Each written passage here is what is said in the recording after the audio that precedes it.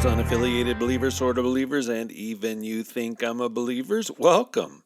My non-university students, welcome to the Uncensored Unprofessor. What a privilege it is to know Christ. Can I get an amen? Amen. Even better, what a reassurance to be known by Him. To know that He knows you, knows me, knows us. He knows my name. He knows my dreams before I dream them. He knows my fears before I feel them, my sorrows before they pierce my heart, my thoughts before I think them, and all that, and He still loves me. Wow, what a joy to know that He has called us His children, to know that there's grace, that He yearns to flood us with His grace. What a beautiful God we serve.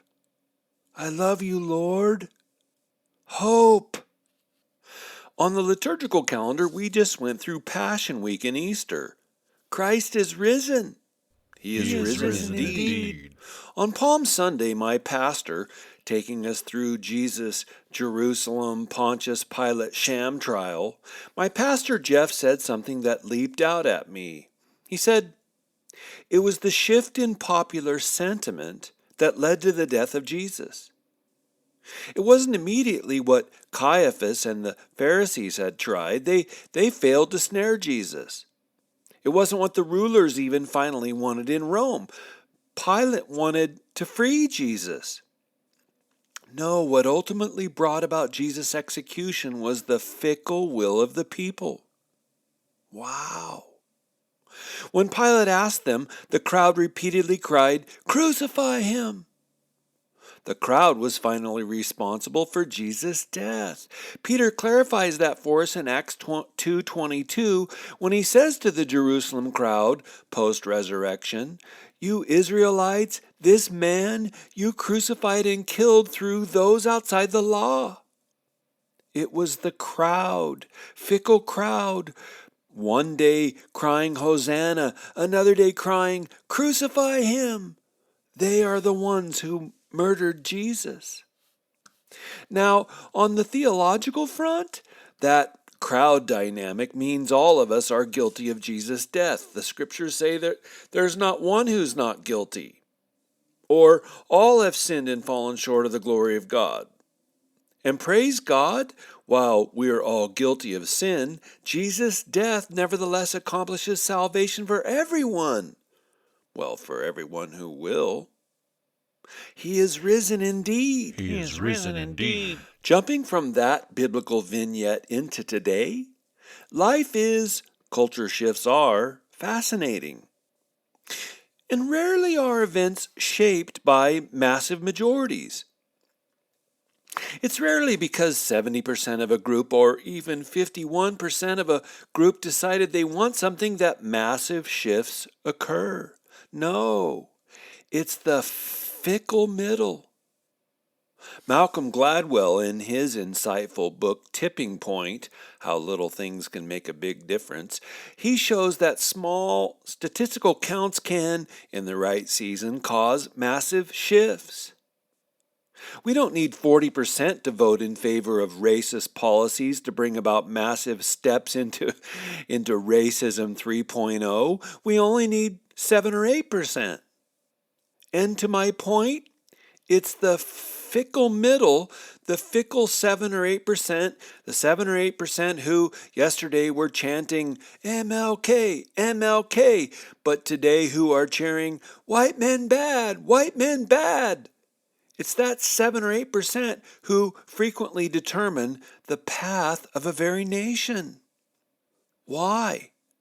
Why have I labored so pointedly in my shows over the last 10 months? To sound an alarm, to plead with Christians to stand up, to plead with the church to not be naive. Why? Because I'm aware that the fickle middle, believers included, the fickle middle is often the demographic that determines the future of a nation, the future of governmental policy, the future of constitutional freedoms like freedom of speech, parental rights, freedom of the press, protection of the unborn, freedom of religion, and with that the freedom to publicly be salt and light to the glory of the risen Christ. It's that fickle middle of church folk who think and say things like, "Christians are just overreacting. It's really not that bad." Or, "We have to stop taking literally everything progressives say, they're just upset." Rhetorical. Or, "When people are throwing a temper tantrum, we need to stop and listen. If they realize we're willing to listen, they'll stop calling for our destruction." And all of that, it's normalizing naivete. Naively ignoring the progressives' disproportionate engagement. Short of our convincing the fickle 8%, incrementally I fear, incrementally we are, to quote my friend Mark, incrementally we are witnessing the death of our nation. The great thing, we don't need to persuade 40%. We only need to persuade that fickle 7 to 8% to get them to stand for freedom, to stand for self-reliance, to stand for truth and holiness and beauty and goodness. 7 to 8%. That's all it takes. But without them, we are watching the slow, incremental death of our nation. A nation that has, for 250 years, been the envy of the world. 7 to 8%. Lord have mercy.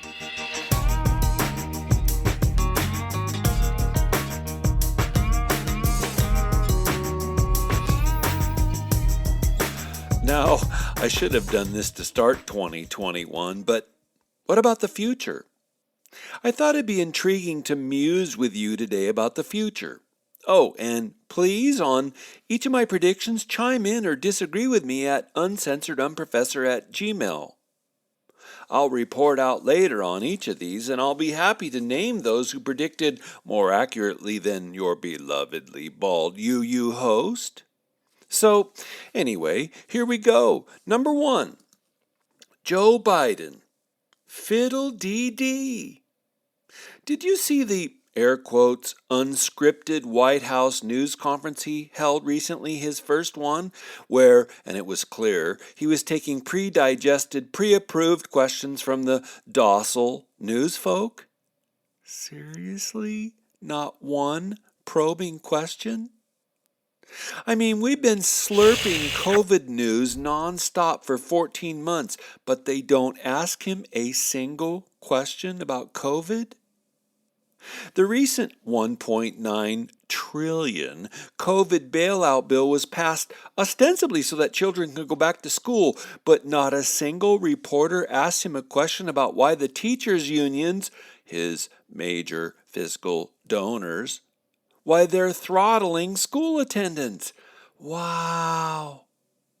The reporters kept pitching him belt-high fastballs right down the middle, and even with it teed up like that, he was having a tatty old time staying mentally focused.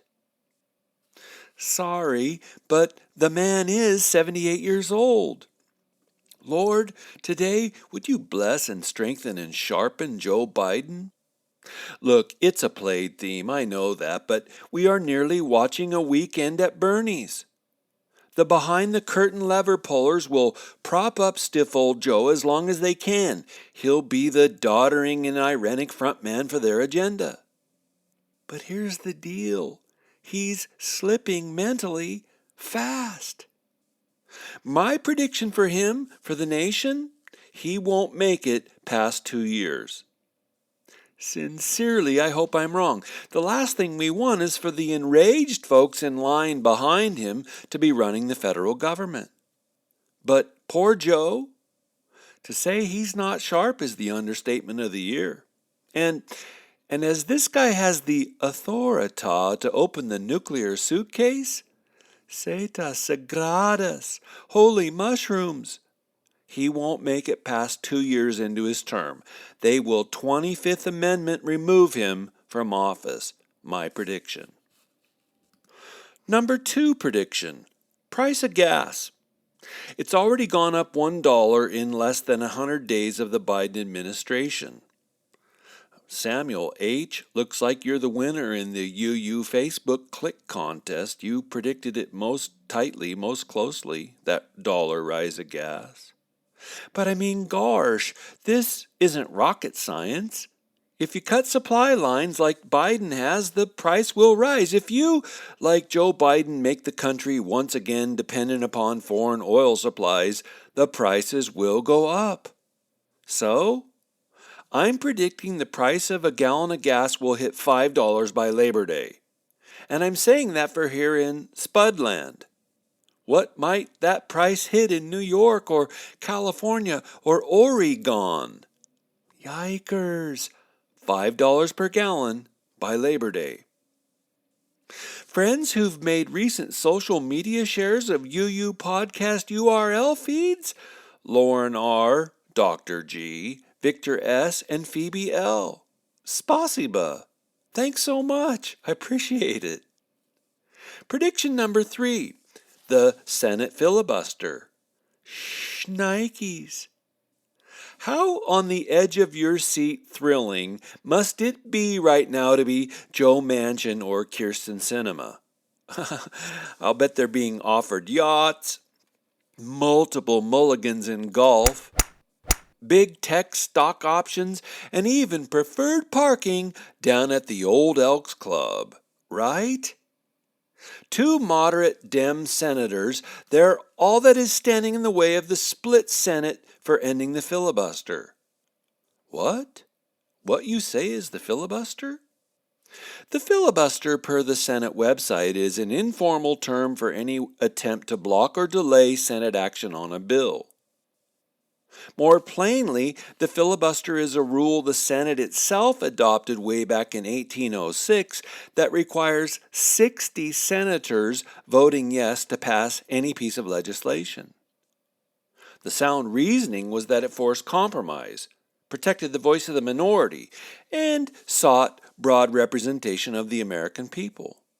So if the Senate is split 50-50, 50 Democrats, 50 Republicans as it is today, then at least 10 members of the minority party, today's Republicans, must vote to pass a bill.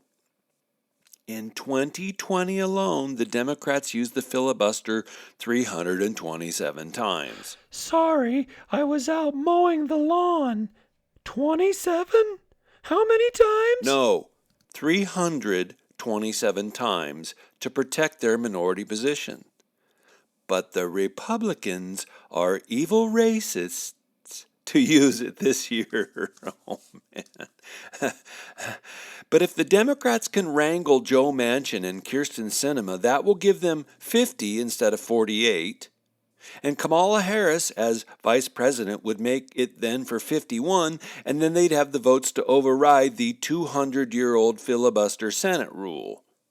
Yes, Jerry, the Senate sets its own rules. Conservatives worry that if the Democratic majority Senate cancels the filibuster, then the Dems will try to pack the Supreme Court. I mean, right now it's 6-3 conservatives, with John Roberts, who's as principled as a paper kite in a tornado. But if the filibuster could be ended and the Democrats could add 4 liberals, that would make SCOTUS 7-6. And then the Democrats could begin passing laws all over the place that minimize traditional rights and freedoms under the Constitution. With that setup, all of that to say, I predict that the Democrats will find a way to get Joe Manchin, a Democrat from a staunchly conservative West Virginia, and Kyrsten Sinema, a pretend moderate from slightly conservative-leaning purple Arizona. I predict that they'll find a way to get them to vote yes, both of them, on ending the filibuster, and that within 2021. They'll find some double-speaky way to sell it, like, the only way we can get things done for the American people in the middle of an unnecessary logjam like this is to end the filibuster. Or they'll have cajoled Manchin and Sinema, who will then, one or the other of them, stand in front of TV cameras with a plaintive, emotional tone saying, My conscience just wouldn't allow me to sustain the racist 200-year-old filibuster that we used 327 times last year any longer. We simply need to update rules and end the filibustery hatred that has characterized the Senate for 2 long and white centuries. Again, I predict the filibuster will be overturned inside of 2021.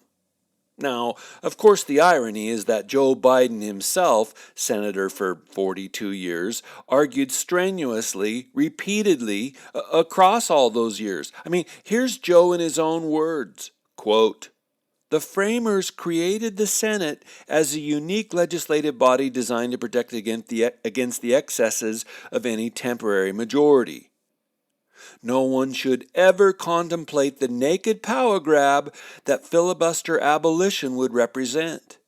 To take the nuclear option," Biden then argued, "would be catastrophic. It would destroy America's sense of fair play." End quote. But me?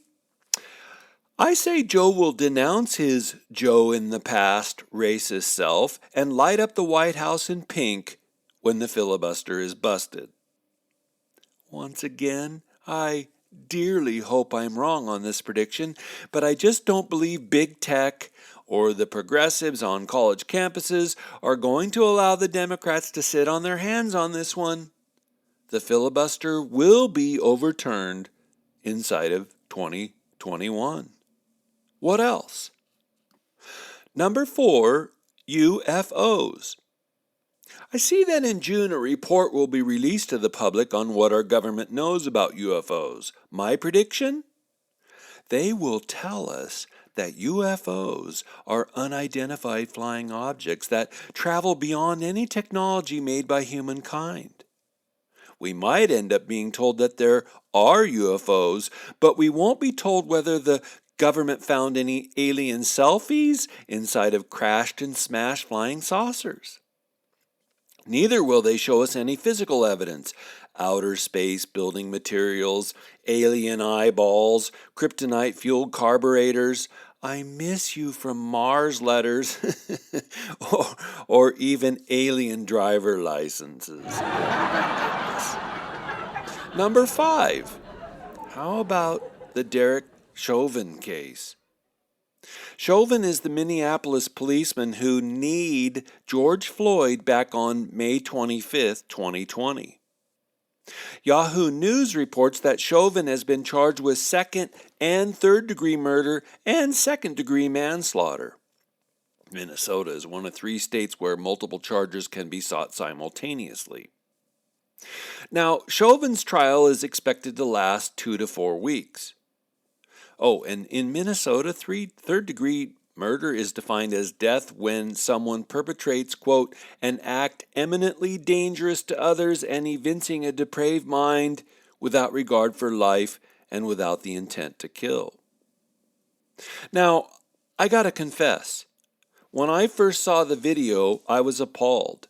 I believe Chauvin had murdered Floyd. I'd said so on a podcast. I mean, you watch that video and it's brutal, right? Painful. Now, after more facts have been gathered, now we know from the Minneapolis, Minnesota County Medical Examiner, the coroner, Andrew Baker, that George Floyd had a lethal dose, 11 milliliters, of fentanyl. Now, 3 milliliters of fentanyl can cause death. Floyd had 11 milliliters. 11 milliliters of fentanyl and methamphetamine in his system when the police encountered him. And fentanyl can make it very difficult to breathe. Even before he was restrained, well before the police had him on the ground, Floyd was repeatedly saying, "I can't breathe, I can't breathe." Still more, we also now know that Floyd, himself a 5-time convicted felon, including having put a pistol to a pregnant woman's stomach during a 2009 robbery. We know that Floyd also struggled with heart disease and hypertension.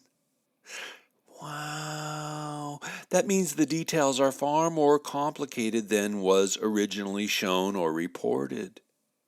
Sheesh. Videos cannot show us the drug levels inside a person's blood system. Videos cannot show us what went on before the video began. Life is so complicated.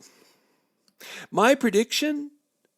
Chauvin will be convicted of involuntary manslaughter, that is, disregard for the safety of others, and sentenced to time already served.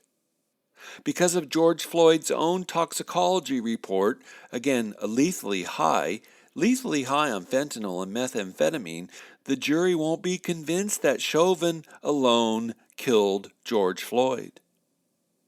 And then what? Minneapolis and probably other cities will once again be burned to the ground. Massive rioting, more incendiary and widespread looting and violence, and businesses burned down, police shot, innocent bystanders kicked in the head, manslaughter. We shall see. What else? What's another futuristic... Again? Really? Wow. Okay. Man. Studio producer tells me that the CDC has issued another update, something critical.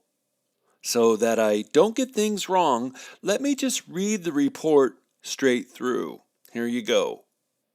From the Center for Disease Control to the American people. First, great progress. Now that the Joe Biden-Kamala Harris administration has finally agreed to support the funding for a vaccine, and now that the Biden-Harris administration has, unlike the racist Trump-Hitler administration, finally agreed to distribute several vaccines, we are flattening the curve. With your help, and the prudent strategy of the Harris administration, we are indeed moving toward herd immunity. This is good news. We have only the Harris-Sanders administration to thank for this fortuitous development. Second, there remain some specific scientific measures for all to follow, and if we all do our part, we really can much slow the virus. True, current vaccines do not work for new viral mutations, so what we'll say next does not apply thereon. But again, please observe the following Sanders-Warren administration mandated science is back mandates. Repeat, we emphasize, both these mandates are rooted in established science. A. Until December 4th, you cannot go to a 7-Eleven or a Dunkin' Donuts unless you have a slight Indian accent. I'm sorry, you guys, I gotta interrupt here. That just seems weird to me. Why would they say that? Oh well, I'm no scientist. I'm just a regular guy. I better keep reading the report and not ask any questions. B. Because we affirm science, and we emphasize that science is back, we want to nuance an earlier CDC policy. Previously, based on science, we reasoned that reading Dr. Seuss books to your children, offspring, was injurious to society. Now, based on further empirical investigation, we want to clarify that if you read Dr. Seuss books to your kids, offspring, prior to a book burning party, then the said reading will not, in fact, be injurious. Book burning parties, other than having the detrimental effect of polluting the sky, are a resolute way to slow the spread of COVID-19. Finally, as Dr. Fauci likes to say, thank you for your unquestioning compliance. Well, there you have it, folks. Another straightforward info blast from CDC's Ministry of Truth. Hey, your monthly pledge of $5, $10, or $20, gold, frankincense, and myrrh, those help me pay for not only several monthly necessities to produce the podcast, those also help me do some advertising. Thank you for your prayerful consideration. Back to the future, or back to predictions about the future. Number 6, the Vatican. Here's a weird one. I'll go out on a limb here. The Vatican. By the end of 2021, maybe right after the George Floyd riots redux, the second time of go around of riots following the Chauvin verdict I predicted above of manslaughter, the Catholic headquarters in Rome is going to come out verbally in favor of critical race theory. And they'll denounce not only Donald Trump and those who voted for him, but they'll also denounce America and several evangelical Protestant denominations. However, I predict the Vatican will resist initiating an official office for racial reconciliation, because they know they themselves will become a target. They know that they themselves will be called upon to make sweeping fiscal reparations all around the world for centuries on end of Catholic imperialism. And now, after a couple decades of being sued for billions of dollars for priestly homopedophilia, they can't afford to be sued globally by the critical race theory crowd. This pope will try to walk the tightrope on all that, even though in his heart he would like to go all in about white privilege. I mean, could you imagine the pope, who almost only wears white vestments, affirming white privilege? It's almost fun to imagine. What else? Number 7, the military. Across the last 12 to 13 years, as I've watched our society slowly dissociate itself from the tenets of Western civilization, I've always thought, I've even said aloud, well, at least the military will stand for conservative principles. The military through and through is conservative. If it got real ugly and gulp descended into civil war, the military would side with conservatives. Now, I no longer believe that. The upper echelons of the military have smoked the woke, big time. They're willingly embracing the wokerati agenda. Aaron Wrights is a major in the Marine Corps Reserves, and in Newsweek he wrote about how a scheduled training exercise was canceled and replaced with a, quote, stand down to address extremism in the ranks. Wrights reports, quote, we were instructed that there is a Taliban-like threat in the United States called domestic terrorism. These conservative terrorists are characterized in part by anti-government, anti-authority, or abortion-related extremism and various supremacist ideas. None of those terms are defined. The Marine Corps entrusts the government's Human Resources Department to figure that out, end quote. Furthermore, one of the PowerPoints during the Marine Corps anti-extremism training session read, quote, do you want to be a Marine, or do you want to be part of an organization that sows disunity and hate? You cannot have divided loyalties, end quote. And that's in the Marine Corps. Semper Fi. Here's my UU prediction of what this means for the military. Hundreds, thousands of officers are going to take early retirements. Put off by the woke mouth gagging that is now Pentagon mandated military standard, those officers won't be able to hide the ugliness of what is washing through their ranks. They'll take early retirements. And of course, that means less qualified, less experienced soldiers below them will in turn be given promotions. And in a few years, most of the military itself will be permeated by progressive woke dogmas. And what that means for America, for world stability, for peace, I cannot predict exactly. But I do know this. When you replace excellence and experience with a racist skin color mandated diversity, nothing good results. This will be a long-term game changer. And honestly, it's the stuff of science fiction.